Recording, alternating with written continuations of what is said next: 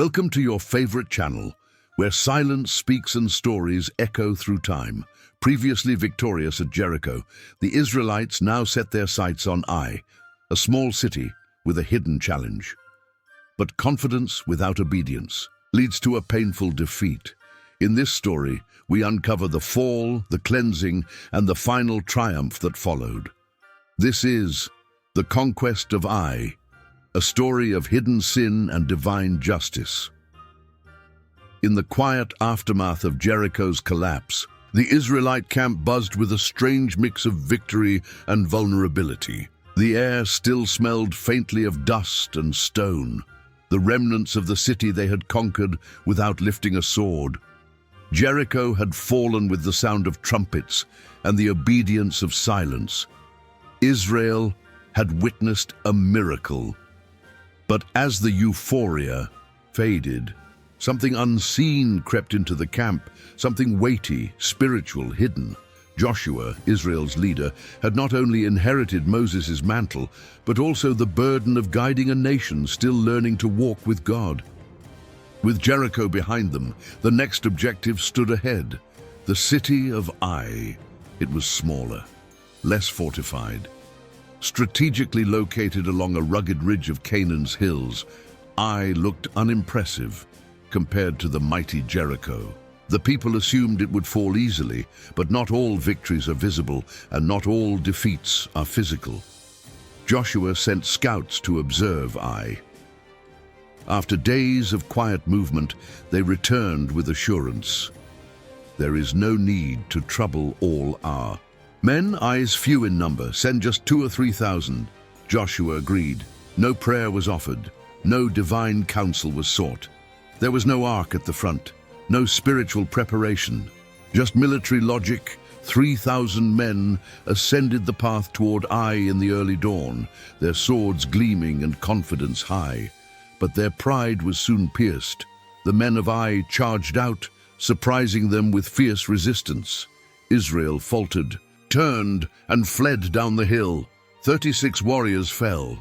The survivors stumbled back to camp, breathless and broken. The people were stunned. How could this be? Had God abandoned them? Joshua tore his robes. He fell face down before the Ark of the Covenant, his heart breaking beneath the weight of uncertainty. Round him, the elders of Israel joined in mourning, casting dust upon their heads. Joshua cried, "O sovereign Lord, why did you bring us across the Jordan, only to let us fall by the sword? Would that we had been content to dwell beyond the river." But heaven responded not with sympathy, but with urgency.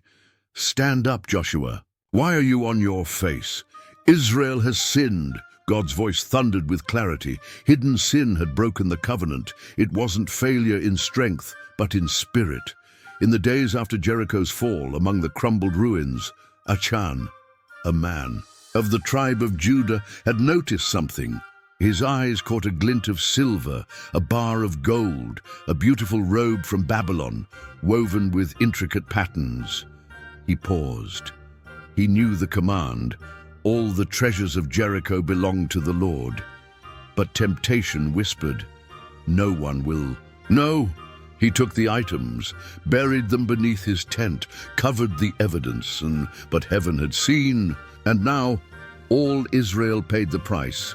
God instructed Joshua to consecrate the people. The next morning, the camp assembled. Thousands stood in tense silence as tribe after tribe passed before Joshua. First the tribe of Judah, then the clan of Zerah, then the household of Zabdi. Finally, Achan stood alone. Joshua's voice was firm but fatherly. "My son, give glory to the Lord. Tell me what you have done. Do not hide it." Achan trembled. He knew there was no escape. "It is true," he whispered. "I saw the robe, the silver, the gold. I coveted them. I took them. They are hidden beneath my tent." Men ran to verify. The stolen treasures lay in the earth, just as he confessed. That night, Achan, his family, his possessions, all were brought to the valley of Achor. There, the judgment of the Lord was fulfilled. Stones fell, fire consumed, The weight of sin was purged from Israel. But even there, in the valley named Trouble, the door to mercy creaked open once more. Then the Lord said to Joshua, "Do not be afraid. Take the whole army with you, for I have delivered Ai into your hand." This time, Joshua did not move without God. He assembled 30,000 warriors by night and sent them to set an ambush behind the city. Their sandals tread silently across the hills. Their hearts were no longer inflated with pride, but aligned with reverence. At dawn, Joshua rose and led the main army to the front of Ai, drawing the attention of its defenders. The king of Ai, overconfident from his earlier victory, gathered his men and pursued. As the Israelites feigned retreat, they lured Ai's army out of the city. Then, at the Lord's command, Joshua raised his spear. It stood as a banner of obedience. From behind the hills, the ambush unit rose. They entered the unguarded city and set it ablaze. Thick smoke twisted into the sky. The soldiers of Ai turned and saw their home burning. Panic struck. Joshua and his men turned around. The ambush force pressed in. Ai was caught between two blades. The battle ended with no survivor. Israel had learned, strength alone is nothing without holiness. But Joshua wasn't finished. Instead of celebrating the victory, he led the entire nation north to Mount Ebal and Mount Gerizim.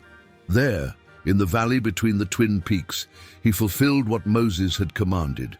On stones untouched by tools, Joshua built an altar to the Lord. Burnt offerings were made. Blood sealed the sacrifice.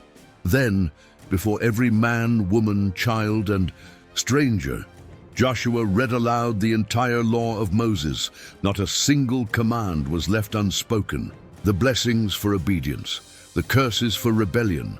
The people stood in reverent silence. It was not a moment of pride, but of realignment.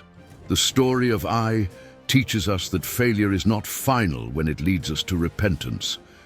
We all have our Jericho moments of great triumph, but we also have our Ai, where pride, hidden sin, or haste leads to defeat. The question is not whether we fall, but whether we turn back. Achan's hidden treasure cost him everything. What are we hiding under our tent?